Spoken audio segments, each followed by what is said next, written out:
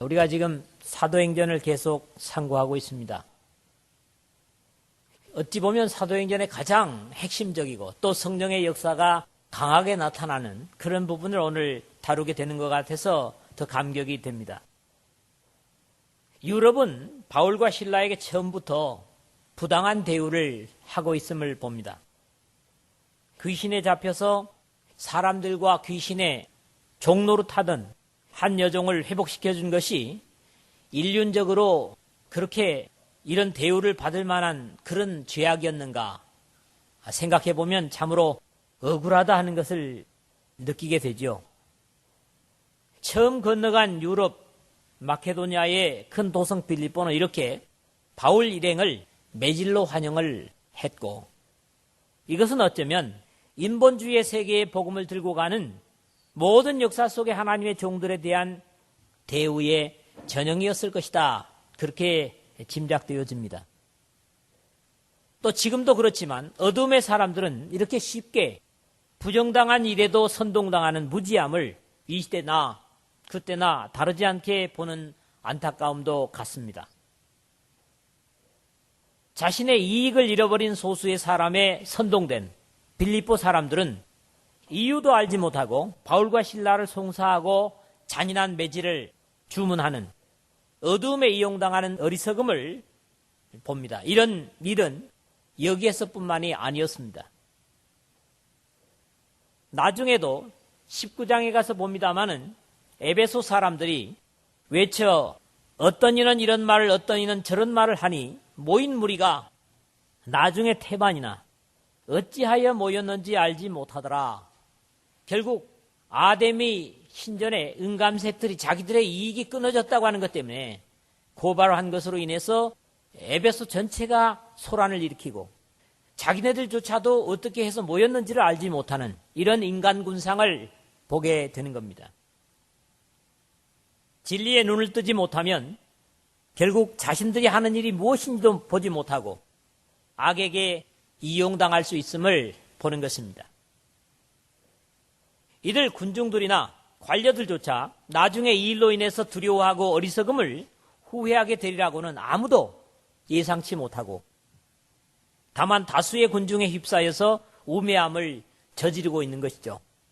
나중에 38절을 다음 주에 보겠습니다마는 부하들이 이 말을 상관들에게 보고하니 그들이 로마 사람이라 하는 말을 듣고 두려워하여 그랬습니다. 자신들이 한 일에 대해서 두려워했다고 하는 것을 보게 되죠. 오늘 우리는 이런 사람이 혹 없는지 살펴야 할 것입니다. 다수가 옳다고 하는 것 때문에 놀아난다면 나중에 하나님 앞에서 결과를 알았을 때는 책임질 수 없는 후회를 할 수도 있을 것입니다. 저질러 놓고 후회하는 조급함보다는 행하기 전에 신중함이 지혜의 행동일 것입니다.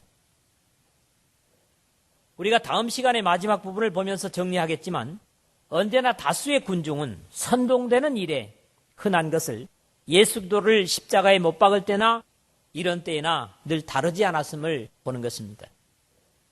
여하튼 이렇게 애매하고 억울한 상황을 당했어도 하나님의 손에 붙잡힌 종들은 자신들을 이런 비운에 빠지도록 허락하신 하나님이나 그리고 직접 자신들을 구타하고 고통을 주는 사람들을 원망하는 대신에 오히려 주님을 인하여 고난 받는 것을 복으로 여기고 하나님을 찬양하고 기도함으로 상황은 역전되어서 하나님께 영광이 되고 놀라운 구원의 역사를 일으키는 복된 결과를 불러오는 것을 우리가 봅니다. 이렇게 즐거우나 괴로우나 주님께 찬양으로 자신을 맡기는 주님의 일꾼들에 의해서 하나님께서 주시는 놀라운 반전은 언제나 일어났습니다. 또 일어납니다.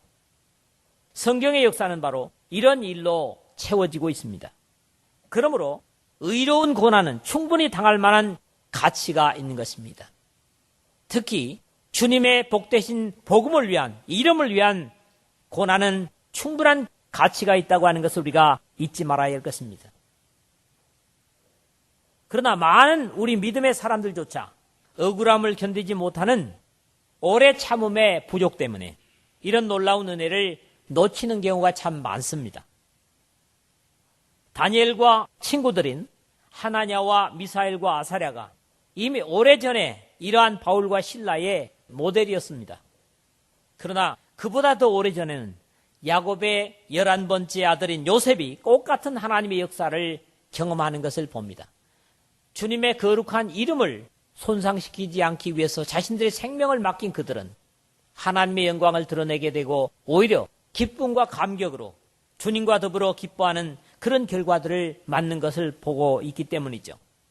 우리도 이들과 성정이 같은 사람들이고 우리도 이들과 똑같은 하나님을 믿고 섬기고 있다면 그들이 섬기는 하나님은 바로 우리가 섬기는 하나님이라고 할 때 오늘 우리도 같은 형편을 같은 믿음으로 받아들이고 소화한다면 우리도 또한 같은 은혜의 역사를 경험할 수 있을 것이다. 그런 확신을 갖습니다. 믿습니까? 오늘도 세 부분으로 나눠서 생각을 하겠는데 첫 번째 부분은 22절에서 25절의 말씀입니다. 복음을 위한 환난을 우리가 여기서 봅니다. 이 사건의 원고가 아닌 원고는 정확하게 몇 사람인지는 알 수 없지만 귀신 들렸던 여종의 주인들이었습니다. 지난 시간에 우리가 봤죠.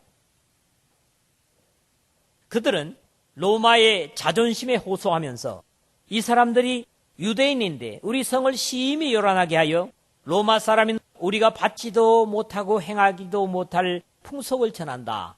20절 하반절에서 21절에 그런 선동을 하는 것을 지난주에 읽었습니다.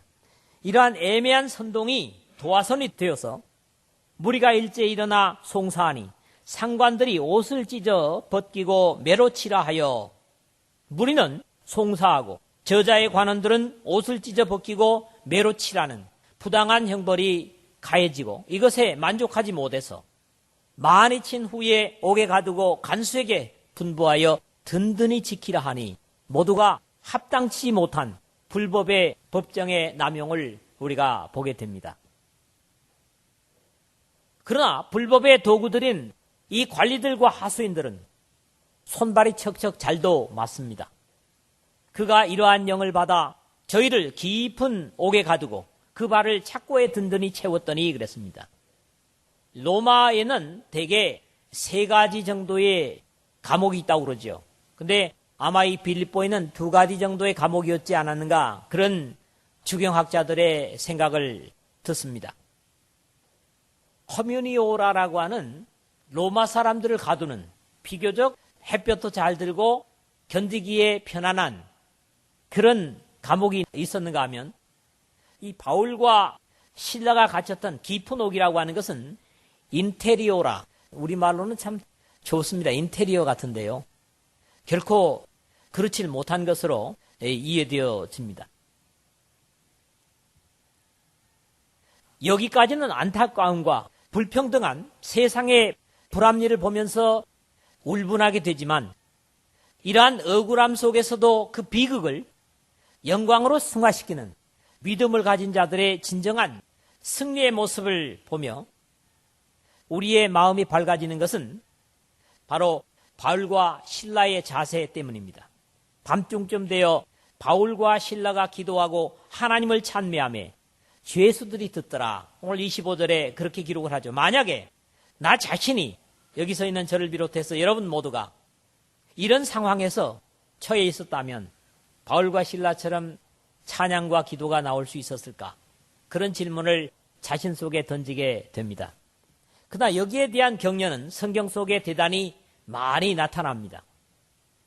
심지어 예수님께서 마지막 십자가를 지시기 전에 때에 예수께서 제자들에게 이르시되 오늘 밤에 너희가 다 나를 버리리라. 기록된 바 내가 목자를 치리니 양의 떼가 흩어지리라 하였느니라 하는 말씀에 이게 마태복음 26장 31절이고요. 33절에 보면 베드로가 대답하여 가로되 다 주를 버릴지라도 나는 언제든지 버리지 않겠나이다. 그렇게 했던 베드로가 힘없는 여종들 앞에서 3번씩이나 주님을 부인하는 허약함을 보였습니다. 그러나 그가 나중에 이런 경험을 회상하면서 말씀을 하는지 모르지만 당부하기를 애매히 고난을 받아도 하나님을 생각함으로 슬픔을 참으면 이는 아름다우나 죄가 있어 매를 맞고 참으면 무슨 칭찬이 있으리요?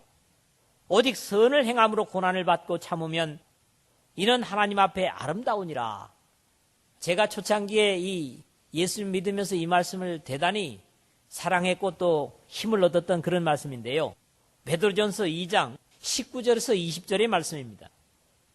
1세기에 믿음으로 고난당하는 그리스도인들을 격려하고 있는 말씀이고, 이 역사의 마지막까지 주님의 거룩한 이름을 위해서 희생당하는 많은 사람들에게 위로와 격려와 소망을 주는 그런 말씀입니다.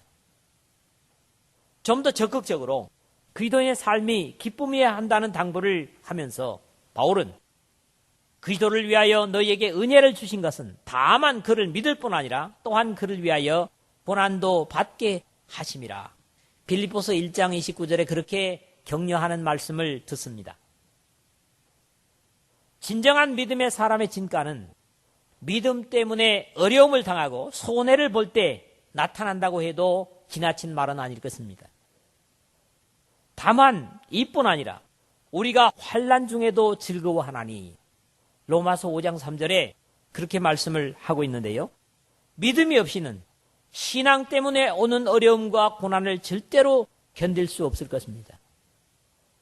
하나님을 향해서 강한 신뢰를 가진 자들만이 믿음으로 인해서 우리에게 오는 불이익과 고난을 넉넉히 감당할 수 있고, 그런 결과로 나타나는 것이 하나님의 영광이라는 사실입니다. 밤중쯤 되어 바울과 실라가 기도하고 하나님을 찬미하며 죄수들이 듣더라는 내용은 우리에게 주는 영적인 의미가 크다고 믿습니다. 모든 고통은 밤이 깊을수록 더 심해지는 것이 일반입니다. 채찍에 맞은 것도 예외는 아니었을 것입니다. 더욱 욱신거리고 고통스러운 칠흑 같은 어둠 속에서 이들이 할 수 있었던 한 가지는 기도하고 하나님을 찬미하는 것이었습니다. 그리고 자신들의 마음속으로만이 아닌 모든 죄수들이 듣도록 찬미함으로써 그들의 의도하는 바는 아니었을지라도 세상 사람들과 다른 하늘에 속한 사람들의 모습을 보인 것입니다. 모든 일반적인 죄성의 사람들이 고통과 어려움 속에서 운명을 저주하고 독서를 퍼부는 자리에서 저들은 찬미함으로 그 감옥에 있는 모든 죄수들과는 다른 모습을 보임으로써 아름다운 예수 그리스도의 구원의 은총을 노래하였던 것입니다. 믿음의 깊이는 모든 것이 끝나버린 순간에 가려집니다. 늘 말하는 것이지만 반드시 우리가 세상적으로 잘 되고 형통해야만 하나님께 영광이 되는 것만은 아닙니다. 우리도 이 역사의 어둠 속에서 믿음으로 당하는 불이익과 고난 가운데서도 찬미함으로 바울과 신라같이 하나님의 역사를 불러드리고 하나님의 영광을 드러낼 수 있는 이 말씀을 듣는 여러분 모두가 되시기를 주의 이름으로 부탁을 드립니다.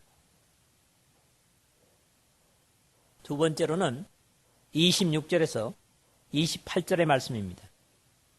하나님은 살아있는 믿음에 즉각적으로 응답을 하셨습니다. 이에 호련히 큰 지진이 나서 옥터가 움직이고 문이 곧 다 열리며 모든 사람의 매인 것이 다 부서진지라. 26절에 그렇게 나타나고 있습니다. 기도와 찬미는 믿음의 양방통행이다, 그렇게 말씀을 드릴 수 있습니다. 하나님의 영광을 드리는 것이라면, 이거 찬양이라면, 기도는 하나님의 능력을 불러드리는, 그래서 일방통행이 아니라 양방의 기도를 드려야 된다, 그렇게 우리는 말을 합니다. 하나님께 기도만 드렸다면 자신들의 욕구만을, 필요만을 구하는 것이 되었을 것이지만, 하나님께 영광을 돌리는 찬미와 기도는 반드시 함께 이루어져야 할 신앙의 표현들이라고 고백을 합니다. 앞에서도 감옥에 갇힌 하나님의 종들을 하나님은 풀어놓아주시는 모습들을 이 사도행전에서도 두 군데에서 봐왔습니다. 5장 19절에 보니까 감옥에 갇힌 사도들을 풀어내서 하나님께서 능력으로 자유케 해서 결국 성전에 가서 복음을 백성들에게 가르치게 했던 사실과 5장 19절이었죠. 12장 7절에서 10절에서는 베드로를 역시 야고보를 죽인 가운데 감옥에서 풀어내는 그런 천사의 역사를 봅니다. 핍박받는 예루살렘 교회가 일심으로 하나님께 소리를 높여 기도할 때에 모인 곳이 진동하는 일들도 4장 24절과 31절에서 역시 보게 됩니다. 사실 하나님께는 어떤 다친 것도 영육간에 다친 것도 의미가 없습니다. 볼지어다 내가 내 앞에 열린 문을 두었을 때 능히 닫을 사람이 없으리라. 요한계시록 3장 8절에서 말씀하신 것처럼 주님께서 열지 못할 문은 없기 때문에 그들의 충성된 종들을 가두어 둔다고 하는 것은 영적인 입장에서는 장애가 되지 못할 것입니다. 하늘의 사람들은 사방이 막혔어도 하늘이 열려 있고 기도와 찬미는 바로 그 열린 하늘을 통해서 하나님께 상달되기 때문에 믿음의 사람들에게 가장 큰 문제는 하나님과의 관계가 닫히는 것만이 문제입니다. 믿습니까? 특히 모든 사람의 메인 것이 다 벗어진지라는 내용은 그 말을 착고에 채웠기 때문에 더욱 놀랄 만한 역사였습니다. 이 착고가 뭔지 아십니까? 우리 개역에서는 착고라고 그러죠. 착고. 근데 사실은 그게 한문의 글자를 그대로 쓰다 보니까 그러는데 개역 개정에서는 착고 이렇게 돼 있죠. 이게 뭐냐 하면 두 개의 기다란 나무 토막을 맞대가지고 그 사이에 구멍을 파서 죄인의 두 발목을 넣고 자물쇠를 채우게 돼 있는 그런 형틀이라고 그럽니다. 그래서 그걸 채우고서는 편하게 쉴 수 없는, 스스로는 움직일 수도 없는 그런 것인데 하나님께서 그런 것조차를 전부 다 벗겨내는, 이게 뭡니까? 결국 하나님을 신뢰하는 모두에게 모든 공포와 어려움을 벗겨내는 주님의 능력을 우리가 여기서 본다고 하는 것이죠. 이런 주님의 역사 속에 전혀 상반된 상황이 벌어지게 되었습니다. 범죄자로 잡아 착고까지 채우던 죄수 아닌 죄수들은 찬미하리만큼 여유를 갖는 반면에 그들을 지키며 자고 있던 간수는 오히려 공포와 절망을 겪게 되는 모습을 우리가 보게 되기 때문입니다. 간수의 이러한 극단적인 행동을 묘사하기를 간수가 자다가 깨어 옥문들이 열린 것을 보고 죄수들이 도망한 줄 생각하고 검을 빼어 자결하려 하거늘 27절에 그랬거든요. 이것은 어쩌면 세상의 것들을 가졌다고 하는 사람들이 겪는 일반적인 모습일 것입니다. 이 세상의 권세가 좋은 것 같지만 위기 앞에서는 바람 앞에 등불 같은 것입니다. 이런 사람들은 어떤 극단적인 상황을 만나게 되는 그것을 해결하기 힘들 것이라고 짐작이 되면 쉽게 생명을 포기함으로써 이 문제를 벗으려고 하는 그런 일들을 오늘 이 시대에도 우리가 자주 보는 사실들입니다. 또 주님의 천사가 베드로를 감옥에서 이끌어 내었을 때도 헤롯이 그를 찾아도 보지 못하매 파수꾼을 신문하고 죽이라 명하니라. 앞에서 우리가 12장 19절에 그렇게 봤죠. 중요 죄수를 놓친 간수는 많은 신문을 당하고 죽는 것보다 오히려 창피와 모멸을 당하기 전에 죽어버리는 것이 더 상책이라는 그런 극단적인 생각을 하게 되는 것도 어두움의 영에 하수인 노릇하는 사람들의 일반적인 모습입니다.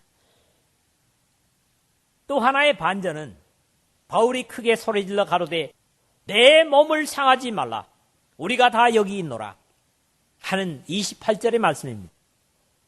갇혀있는 죄수가 자신들을 가두고 지키는 간수를 염려하는 일이 과연 이 간수의 일생에 없었을 것입니다. 사실 일생에 겪어보지 못한 이 경험이 간수를 감동시키기에 충분한 것이었을 것입니다. 짧게 생각하면 옥문이 열리고 착고는 다 벗어진 이 하나님의 놀라운 역사 앞에서 우리는 짐짓 주님께서 충성하려고 하는 우리로 도망하도록 하나님께서 도우셨다.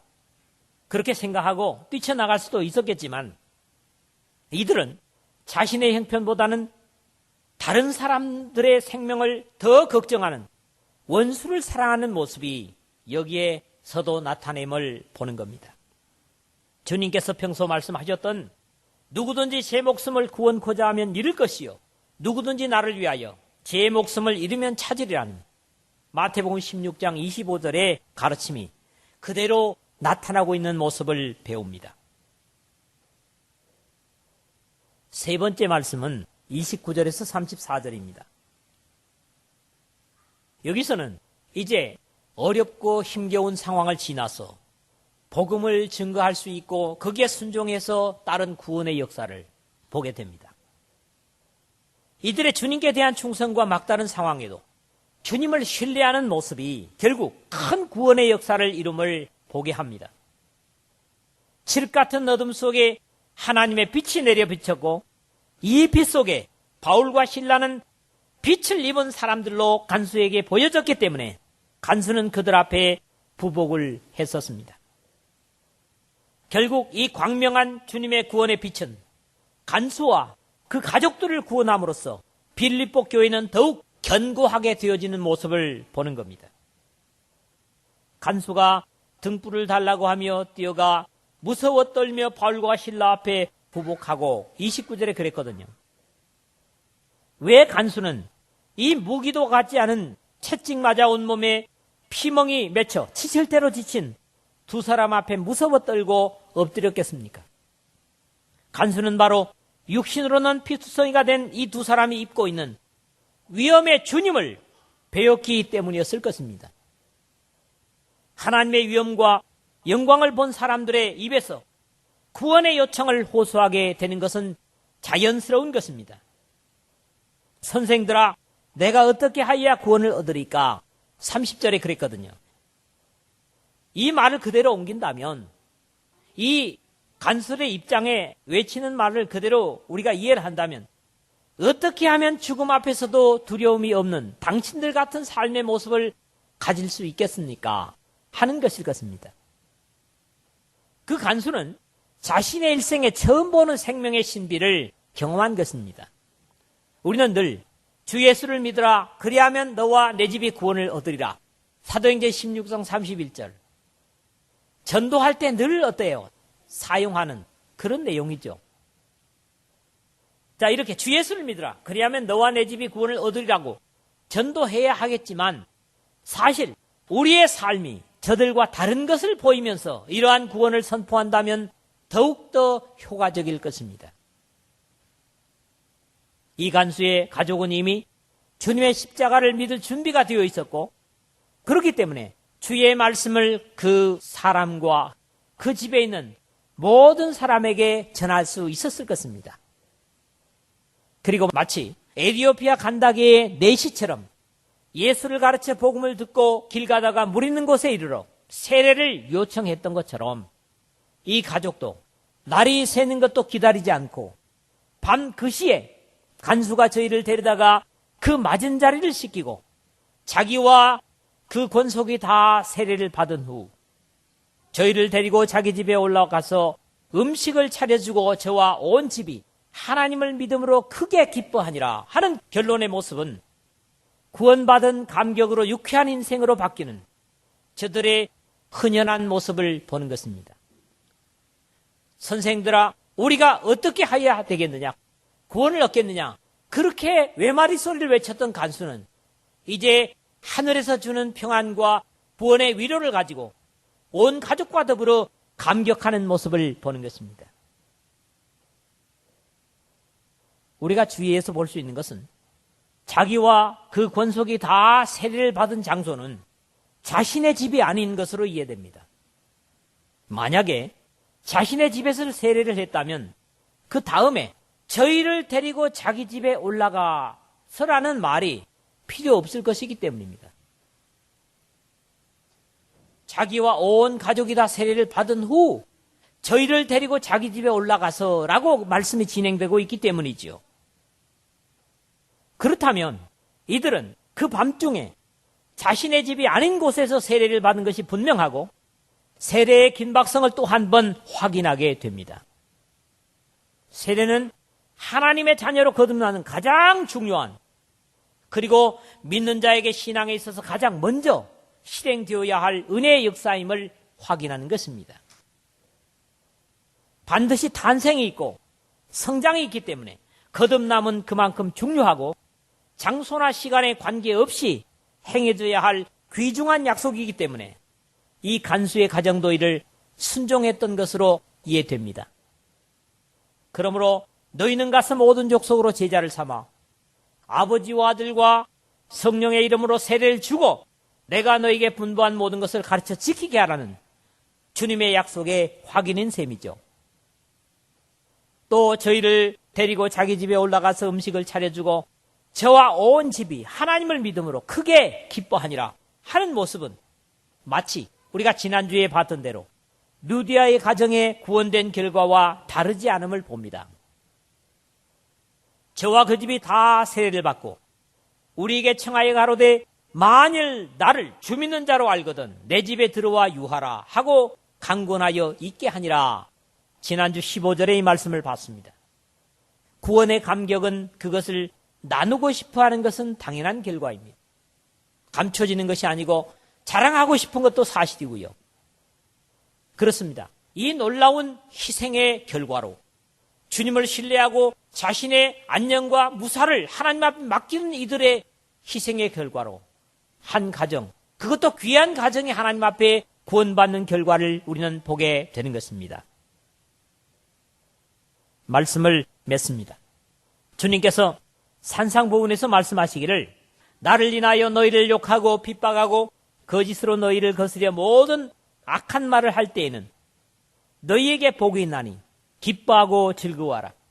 하늘에서 너희 상이 큼이라.